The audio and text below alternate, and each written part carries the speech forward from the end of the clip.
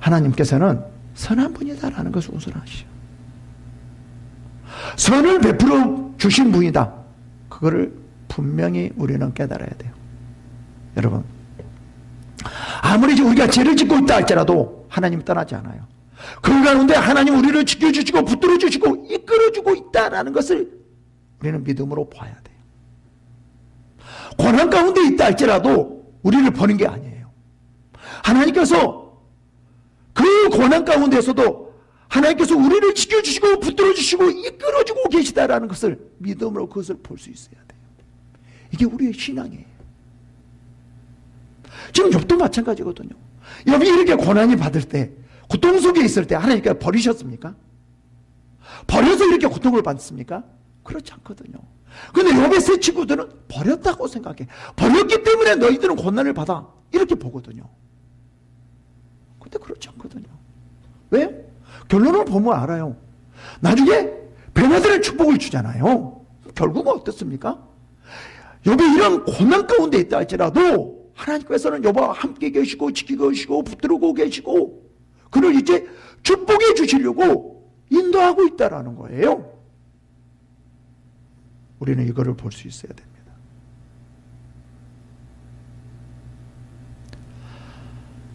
여러분, 많은 사람들이 그 원인과 이유를 모를 때 답답해하고 힘들어하고 고통스러워하고 그래서 모든 것을 놓고 다 포기하려고 하는데 아니에요. 하나님께서는 여러분들 정말 사랑하십니다. 선한 분이십니다. 죄 가운데 있다 할지라도 하나님은 여러분을 사랑하십니다. 그래서 하나님께서는 이 죄인들을 위해서 예수 그리스도를 이 땅에 보내시고 십자가에 죽기까지 하셨잖아요. 여러분들을 사랑하시니까 죄인들을 사랑하니까요.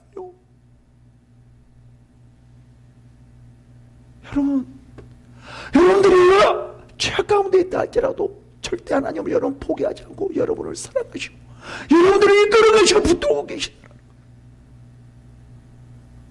고통 가운데 있다 할지라도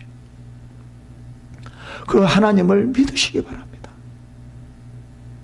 그 하나님을 의지하시기 바랍니다. 그럴 때 여러분 고난을 이겨낼 수 있고요. 그 고난 가운데 역사하신 그 하나님을 볼 때 고난 가운데 하나님께서 이렇게 역사하고 계시고 이렇게 붙들고 계시고 죄악 가운데 있을 때 할지라도 하나님께서는 나를 이렇게 붙들고 계시고 이렇게 이끌어 가시고 이렇게 인도하고 계시구나. 그거를 볼 때요 우리 신앙이 성숙돼야죠.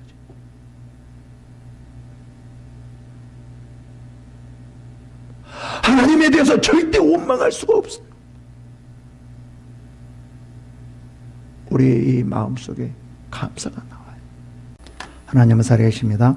이 시간에도 성령으로 역사하고 계십니다. 말씀을 통해서 하나님 은혜와 축복이 넘치는 시간이 되기를 축원합니다.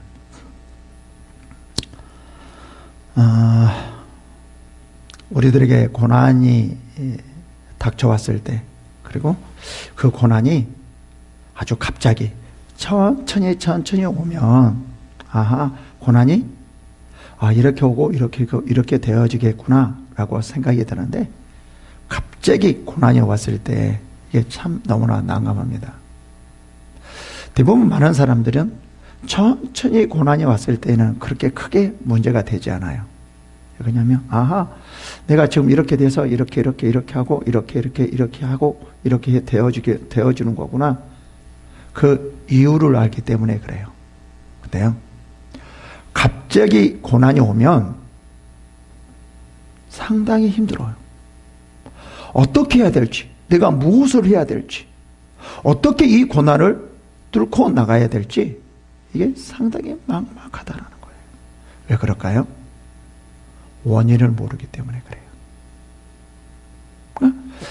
뭔가 갑자기 고난이 왔을 때 이것 때문에 그렇구나.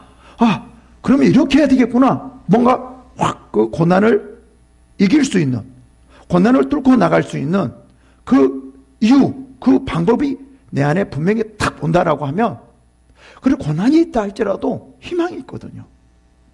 근데 원인을 모르면 희망이 없는 거예요. 그래서 많은 사람들이 갑자기 오는 고난이 힘들어지고 들어는 낙심하고 포기하고 자포자기해서 일어서지 못한 경우가 많이 있습니다. 여러분이 고난이 오면 많은 노력을 하려고 할 것입니다. 그때 가장 중요한 것이 뭐냐면 원인을 아는 거예요. 이유를 아는 거예요. 여러분, 원인과 이유를 알 때 뭐가 보이냐면요, 희망이 보여요. 소망이 보여요. 그런데 원인과 이유를 모르면 희망이 없어요. 왜요? 내가 이 고난을 어떻게 뚫고 나가야 될지, 어떻게 해결해 나가야 될지 방법을 모르기 때문에 그렇습니다. 여러분, 이 이유를 모르고 무슨 이 원인을, 고난을 헤쳐나가려고 한다라고 하면은 어떻게 보면 하늘의 별 따기예요. 거의 불가능한 일이에요. 원인을 알고도 그 문제를 해결해 나가는데 힘드는데 원인을 모른다라고 하면 그 고난은 어떻게 보면 해결할 수 없다는 거예요. 지치고 쓰러져서 포기할 수밖에 없는 것입니다. 특히 이 하나님과의 관계 안에서의 고난이 참 힘들어요.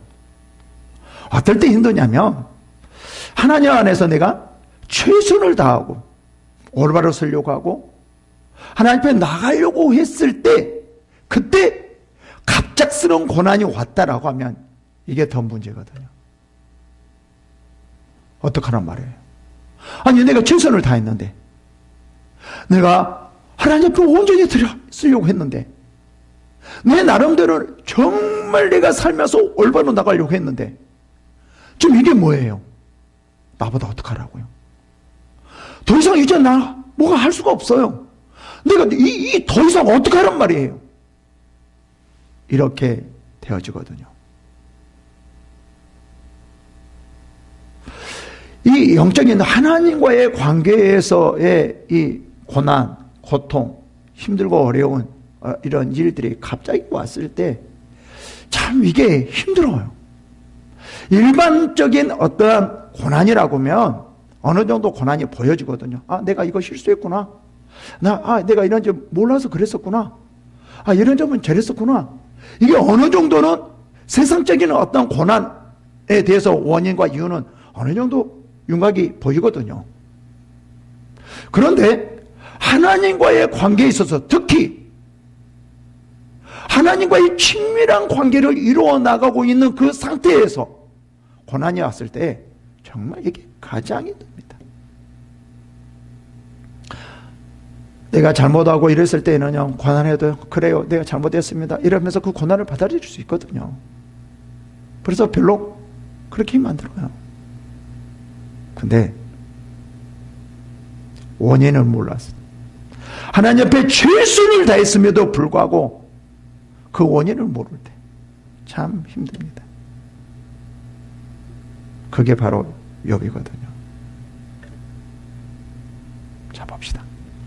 어떤 문제가 해결되려고 했을 때 뭐가 중요하냐면요, 영적으로는 하나님의 마음을 아는 거예요. 이게 참 힘들죠. 어떤 문제가 해결되려면요, 나 혼자 해서도 안 돼요. 나 혼자 아무리 열심히 해도 안 돼요. 뭐가 있어야 돼요? 하나님과의 뜻, 하나님께서 왜 이렇게 고난을 줬는가, 그 원인을 알고 이게 같은 하나님과 내 마음이 같아졌을 때 어떤 그 고난이 해결할 수 있는, 뚫고 나갈 수 있는 힘이 생기는 것이지, 나 혼자로서는 하나님 영적인 관계에서 절대로 되어질 수 없습니다. 내가 아무리 열심히 한다 할지라도, 내가 아무리 문제를 해결하려고 한다 할지라도 나로서는 절대로 영적인 관계에서는 이루어질 수 없다는 거예요. 반드시 뭐죠? 하나님의 관계에서 서로가 하나가 되는, 마음이 하나가 되는 관계에서 이루어지는 것이지 나 혼자서는 이루어질 수 없어요. 또 그렇다 할지라도요, 하나님께서 이 사람에게 뭔가 축복을 주고 고난을 뚫고 나가게 하려고 이렇게 하나님께서 뭐를 하려고 한다 할지라도요, 이 사람이 받아들이지 않는다라고 하면 또 그 고난은 이루어질 수 없다라는 거죠. 그래서 항상 같아야 돼요. 같은 마음이 돼야 돼요. 하나가 돼야 돼요. 뭔가 하나가 되어졌을 때 뭔가 이루어지는 것이지, 하나가 되지 않고 나 혼자서 내 힘으로 하려고 한다라고 하면은 도저히 그 일들은 하나님 안에서 이루어질 수 없다라는 거죠. 지금 욥기에서도 마찬가지거든요. 여러분, 참 중요한 게 뭐냐면 성령 안에서 하나가 되어졌을 때 뭔가 되어질 수 있는 것이지, 성령 안에서 하나가 먼저이지 해결이 먼저 아니라는 거예요. 모든 교회 안에서도 마찬가지고 모든 것이 다 마찬가지거든요. 우리는 대부분 해결을 더 먼저 우선시 여기는데 절대 그렇지 않습니다. 사람과의 관계에서 하나가 먼저 되어졌을 때 그때 뭔가 비로소 되어지는 것이지, 여기서 이렇게 하나가 되지 않고는 절대로 되어질 것 같지만 되어지지 않는다라는 거예요. 지금 욥기에서도 마찬가지거든요. 지금 욥이 고난을 당하고 있을 때 욥의 세 친구들이 도와주려고 해요. 이 마음은 어떤 마음입니까? 욥을 위한 거예요. 그런데 여기서 욥의 세 친구들이 실수를 해요. 자기의 입장에서 어떻게 자기의 생각으로 자기의 주장을 가지고 욥의 고난을 해결해 주려고 하는 거예요. 만약에 욥의 이 문제가 해결되기 위해서는 반드시 뭐가 돼야 되냐면 욥의 마음과 뭐죠? 세 친구들의 마음이 먼저 하나가 돼야 돼. 이게 참 중요하거든요. 근데 이 욥의 세 친구들은 욥의 마음을 전혀 몰라요. 욥의 마음으로 들어가지 않아요. 욥과 어떻게 하나가 되려고 하지 않아요. 그런 상태에서 욥의 문제를 해결해 주려고 하고 있거든요. 그러니까 문제가 생기는 거예요. 그러니까 되어지지 않는 거예요. 오히려 더 도와주려고 문제를 해결해 주려고 하는 그런 방법들이 욥을 고통스럽게 하고 모욕적인 그런 말로 들리는 것이에요. 참 그런 경우가 많이 있더라고요. 저도 해보니까. 이거 너무 중요하더라고요.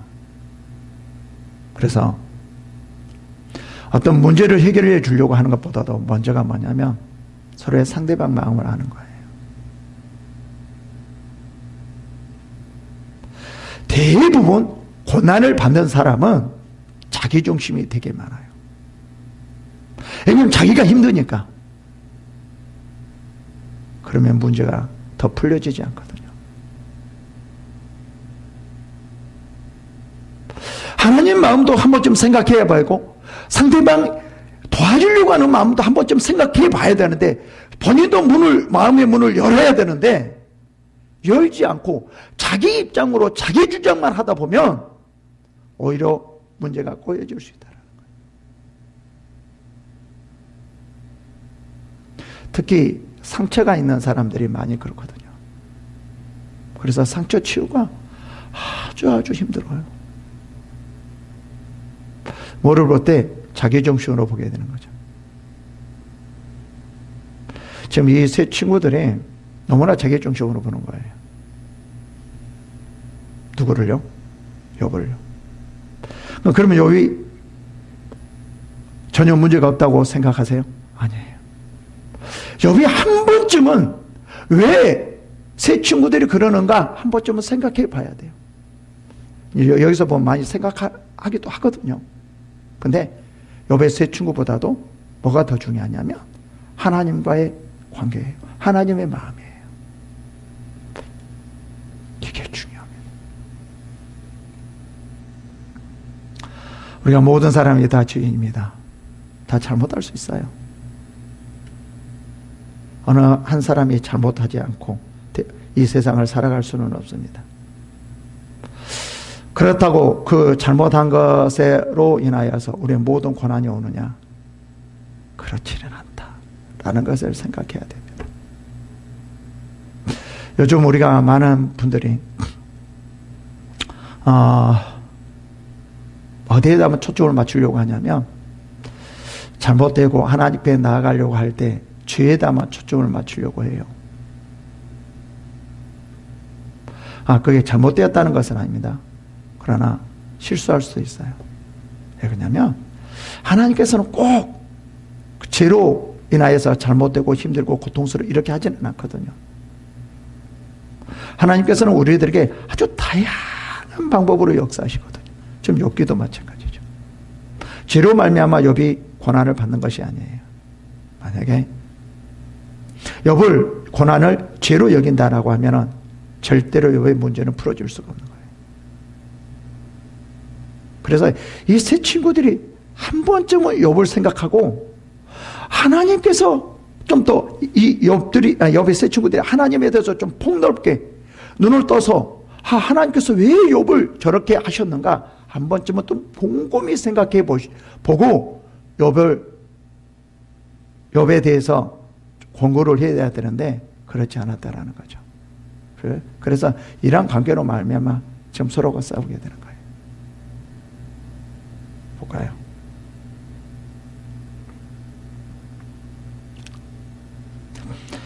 이제 본문은 이제 18장에서 빌닷이 욥에게 말을 하는 거였어요. 아주 험악한 말을 하죠. 야, 하도 회개하라고 그러니까 너 네 죄를 바라보라고 그러니까 욥이 죄를 바라보나요? 바라보지 않는 것 같아요. 그렇지만 욥은 다 그것을 생각했거든요. 온전한 사람인데 그걸 생각하지 않았겠어요. 근데 이 욥의 세 친구들은 아니야. 너 더 봐야 돼. 더 봐야 돼. 이렇게 너무 힘들게 하는 거예요. 그러면서 욥을 질타합니다. 어떻게까지 질타해요? 악인의 빛은 꺼지고 5절에 그의 불꽃은 빛나지 않을 것이요. 그래요. 너 지금 우리가 회개하라고 그러는데 네 죄를 다시 한번 바라보라고 그러는데 너 보고 네 죄에 대해서 다시 바라보고 있지 않지? 너 어떻게 되는가 한번 봐봐라. 너 그렇게 한다고 하면 너 어떻게 되는가 한번 봐봐. 어떻게 되는가 한번 봐봐. 이렇게 될 거야. 악인의 빛은 너 꺼질 거야. 절대로 살아나지 않을 거야. 그의 불꽃은 빛나지 않을 거야. 너 여기서 절대로 좋게 될 수가 없어. 너는 이렇게밖에 살아갈 수가 없어. 지금 이렇게 험악한 말을 하거든요. 근데 욥기의 마지막에 보면은요, 하나님께서 욥을 변화되는 축복을 해주거든요.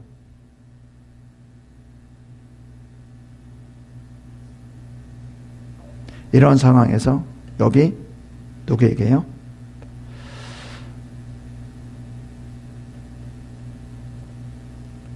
빌닷에게 아니면 욥의 세 친구들에게 말을 합니다. 다시 말하면 너희들이 나를 도와주려고 하는데 그 마음 알아.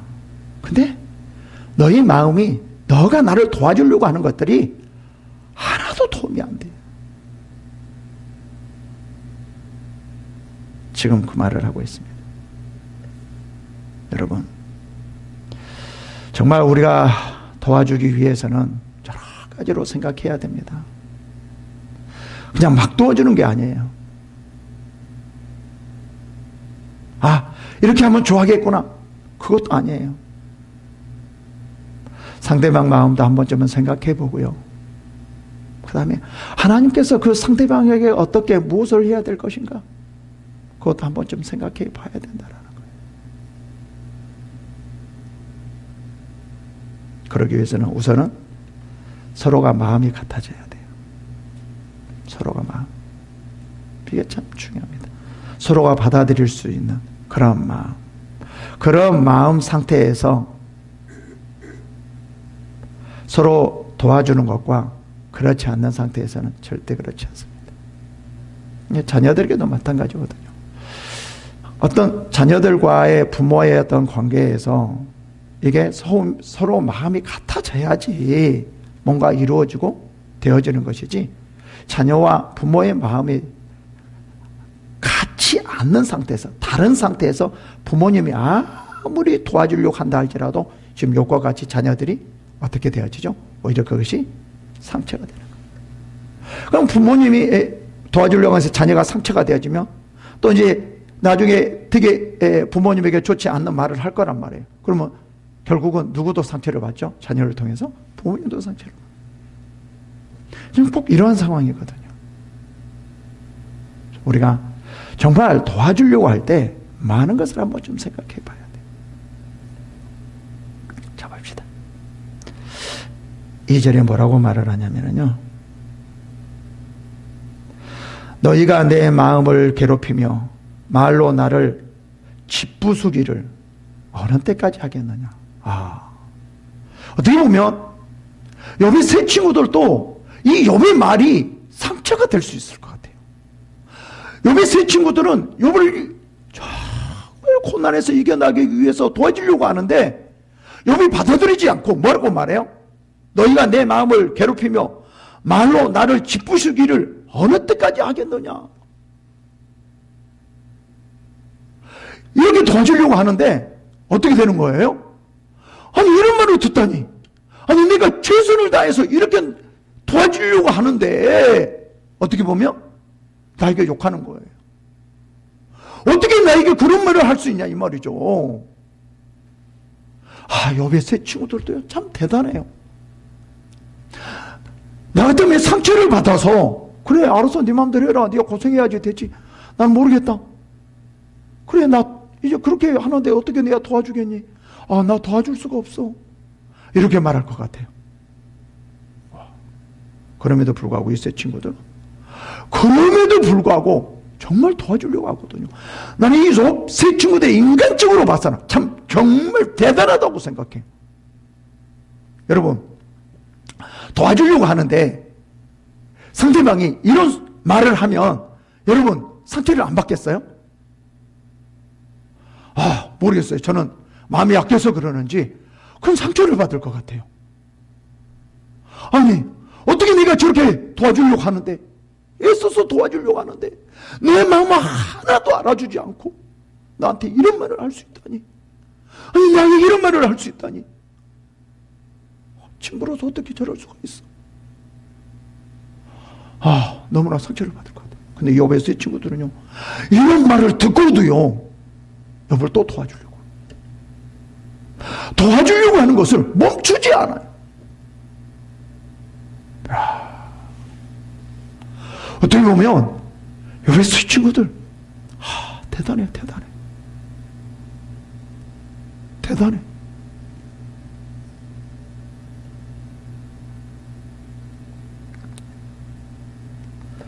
욥의 이 세 친구들은 회개하라고 그러고, 회개하면 너 도와줄 거야, 하나님께서 역사하실 거야, 한번 회개해봐, 이렇게 말을 하고,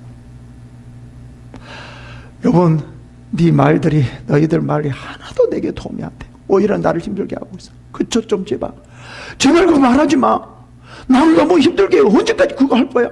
언제까지 나를 괴롭히고 너희가 나를 죽이는 건데, 그 말들이 지금 이렇게 하고 있거든요.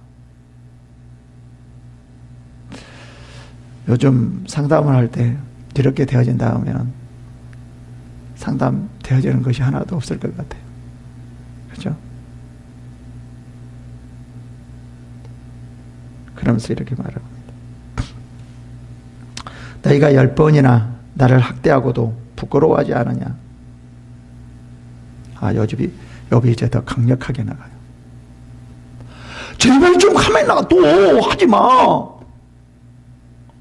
왜 너희들은 나를 죽이려고 해? 10번이라는 이 말은 10번이 아니에요. 아주 상당한 말을 오랫동안 했다는 거예요. 지금까지 하고 있다는 거예요. 뭐라고 말해요? 학대하고도 부끄러워. 나를 이렇게 괴롭히고 이렇게 힘들게 하고도 너희가 부끄러워하지 않느냐?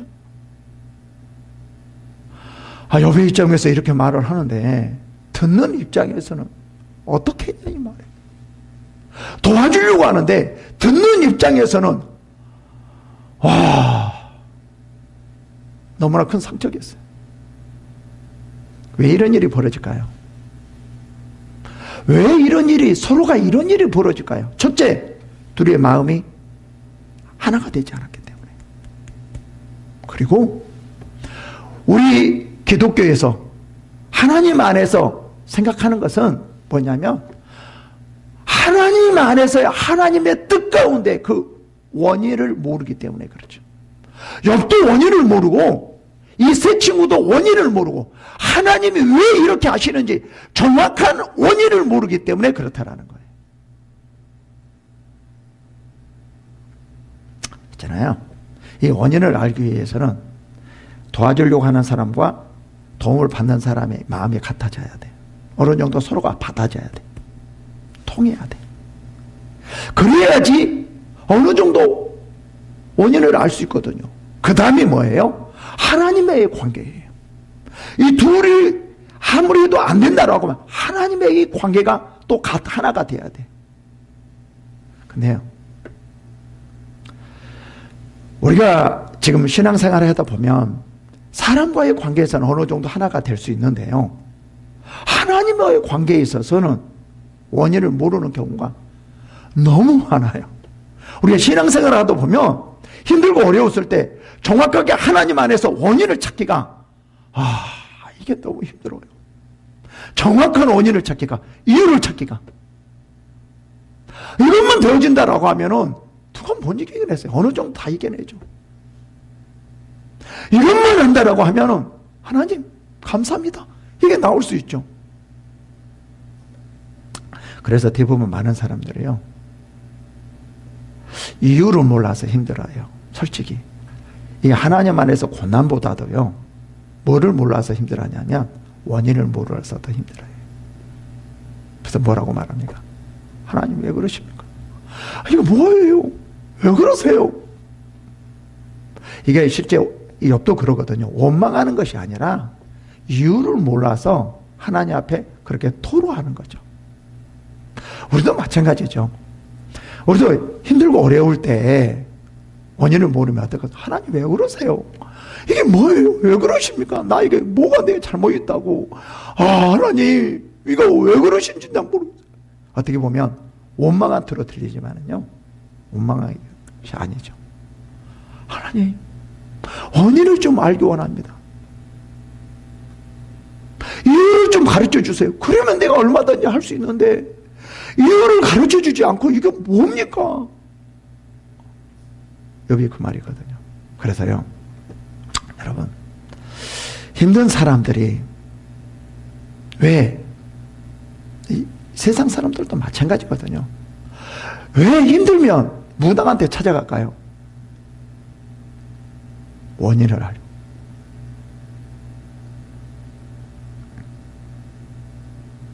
뭔가 왜 그런지 알기 위해서 뭔가 찾아보거든요. 솔직히 우리도 마찬가지입니다. 우리도요, 힘들면 그 원인을 알기 위해서 상담도 하고요, 예언도 받으려고 노력해요. 그리고 예언하는데 쫓아다니면서 예언을 받으려고 해요. 근데요, 이게 있더라고요. 어떨 때는 하나님께서요, 그 원인을 말해주지 않을 때가 있어요.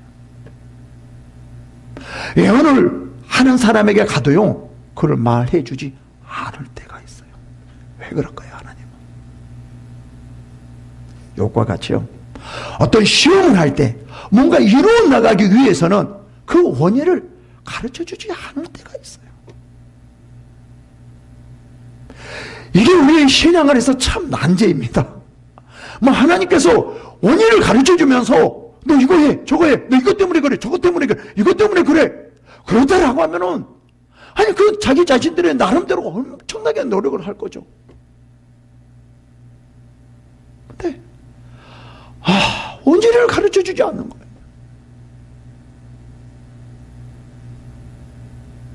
참 이럴 때가 힘들어요. 그러면 원인을 모르면은요, 사람들이 대부분 다 모든 것을 포기하려고 해요. 어떡하라고, 나 이래도 안 되고 저래도 안 되고 이래도 안 되는데 어떡하라고. 아이고, 이제는 다 내려놓자, 아무것도 못하겠다, 이러기도 하거든요.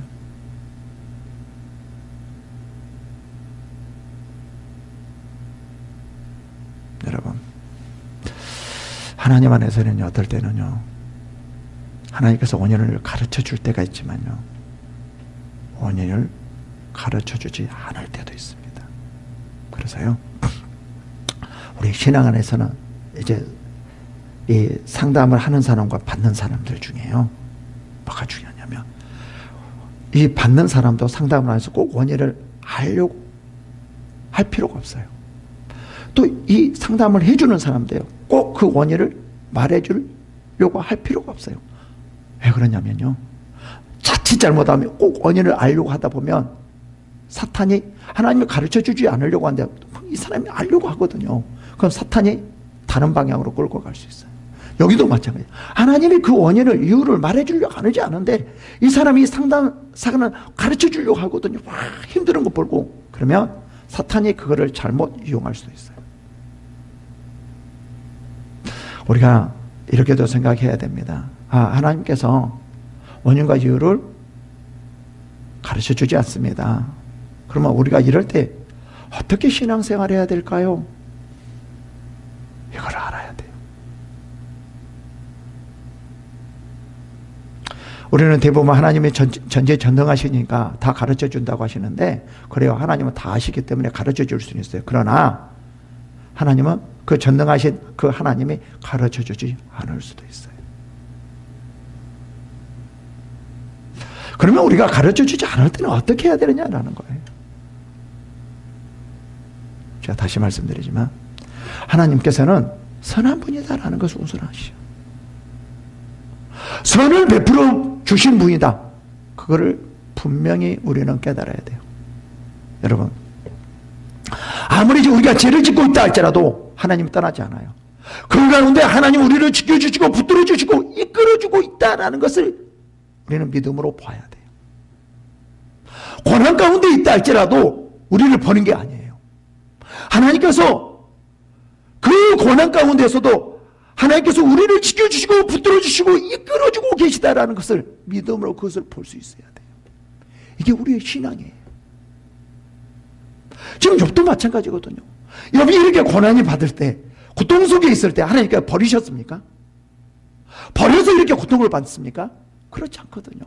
근데 욥의 세 친구들은 버렸다고 생각해. 버렸기 때문에 너희들은 고난을 받아. 이렇게 보거든요. 근데 그렇지 않거든요. 왜요? 결론을 보면 알아요. 나중에 변화되는 축복을 주잖아요. 결국은 어떻습니까? 욥이 이런 고난 가운데 있다 할지라도 하나님께서는 욥과 함께 계시고 지키고 계시고 붙들고 계시고 그를 이제 축복해 주시려고 인도하고 있다라는 거예요. 우리는 이거를 볼 수 있어야 됩니다.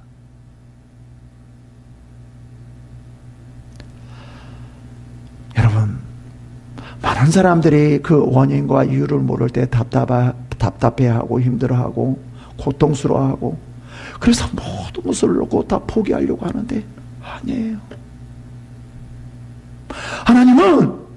하나님께서는 여러분들 정말 사랑하십니다. 선한 분이십니다. 죄 가운데 있다 할지라도 하나님은 여러분을 사랑하십니다. 그래서 하나님께서는 이 죄인들을 위해서 예수 그리스도를 이 땅에 보내시고 십자가에 죽기까지 하셨잖아요. 여러분들을 사랑하시니까, 죄인들을 사랑하니까요.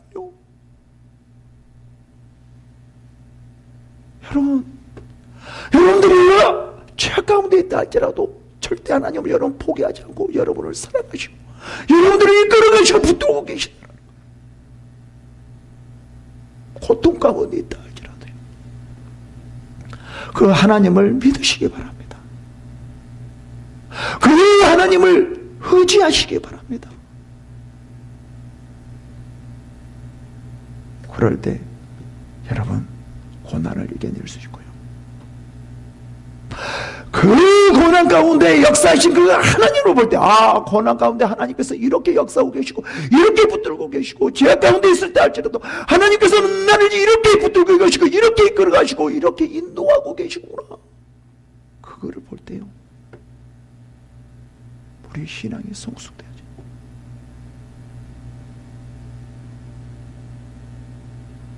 하나님에 대해서 절대 원망할 수가 없어요. 우리 이 마음속에 감사가 나와요. 네. 욥기에서는 뭐라고 나오냐면 이런 것들을 생각하지 않게 되면 지금 얽히고 설키고 지금 아주 복잡한 상황이 되죠. 뭔가 하나라도 풀리는 기미가 보이지 않은 거예요. 그럼에도 불구하고 하나님께서는 욥을 지켜주고 붙들고 계시고 있다니까요. 욥의 입장에서는요, 뭔가 풀려질 기미가 하나도 안 보이는 거예요. 앞으로 보니까 이제 죽음밖에 없다라는 거예요. 욥이 봐도 절대 희망이 하나도 보이지 않은 거예요. 이런 상황이라 할지라도 하나님께서는 욥을 붙들고 계시고 지키고 계시고 함께 계시고 있다. 하나님께서 우리들에게 이렇게 말하고 있는 거예요. 힘들고 어려우냐? 고통스러우냐? 네가 뭐 죄 가운데 있냐? 그래도 나는 너를 사랑한다. 너와 함께 있어. 내가 너를 붙들고 계시오. 내가 너를 놓지 않으리라. 하나님께서 우리들에게 이렇게 말하고 있는 거예요. 5절 볼까요?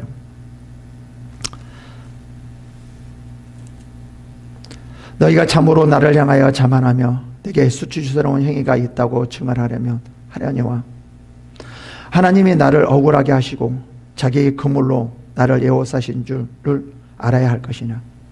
너희가 그렇게 나를 모독하고 이렇게 하지만 이건 모두가 하나님께서 나를 이렇게 하신 것이다 라고 인정해요. 뭐라고 말해요? 6절에 하나님이 나를 억울하게 하시고 나를 그물로 나를 에워싸신 줄을 알아야 할 것이니라. 근데 욥은 뭐 때문이 아니라는 거죠? 죄 때문이 아니라는 거예요. 하나님이 이렇게 하시는데 내가 도저히 그 이유를 모르겠다는 거예요. 원인을 모르겠다는 거예요. 그래서 욥이 너무나 답답해. 지금 그 말이거든요. 내가 폭행을 당한다고 부르짖으나 응답이 없고 도움을 간구하였으나 정의가 없구나. 그가 내 길을 막아 지나가지 못하게 하시고 내 앞길을 어둠에 두셨으며 지금 뭐죠? 하나님이 이렇게 하시고 있다는 거죠. 근데 이렇게 하고 있다는 이것을 어떻게 한다는 거죠? 이유를 모르겠다. 도대체 이유를 모르겠다는 거예요.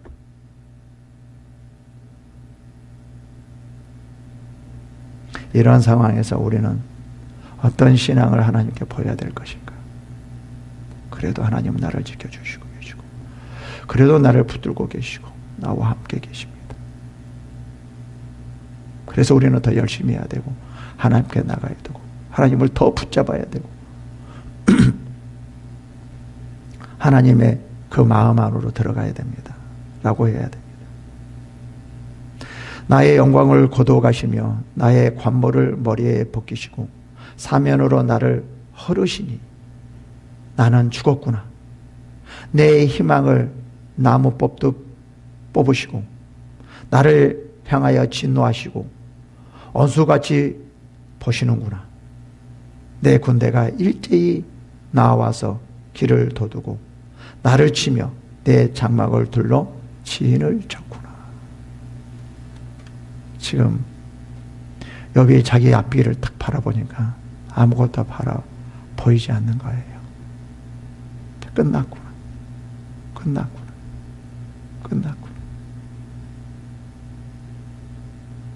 지금 이런 상황 속에서 옆에 세 친구들하고 지금 어떻게 하면 이 고난을 가지고 헤어져 나갈까라는 것을 지금 막 다투고 있어요.